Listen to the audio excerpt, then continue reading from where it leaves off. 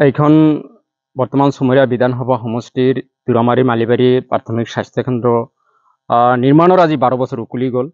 আৰু যেতিয়া নিৰ্মাণ কৰা হ'ল সেই সময়তো আমাৰ যিজন অসমৰ মাননীয় মুখ্যমন্ত্ৰী তেখেতে স্বাস্থ্যমন্ত্ৰী আছিল, এতিয়াও তেখেতে স্বাস্থ্যমন্ত্ৰী। গতিকে তেখেতৰ বিভাগটো ইমান দুৰ্লভ হৈ থকাটো আচলতে আমি দুৰ্ভাগ্যজনক বুলি আমি আখ্যা দিব বিচাৰিছোঁ যে তেখেতে ইমান দক্ষশীল এজন মন্ত্ৰী, এজন মুখ্যমন্ত্ৰী, আৰু সেই মুখ্যমন্ত্ৰীৰ দায়িত্বত থকা এই স্বাস্থ্যকেন্দ্ৰখন জহিক হৈ যোৱা অৱস্থা, ইয়াত এজন নাৰ্ছ ডাক্তৰ সেৱা যোগান নধৰাটো আচলতে অসমবাসীৰ বাবে আৰু আমাৰ এই অঞ্চলৰ বাবে খুবেই পৰিতাপৰ বিষয়।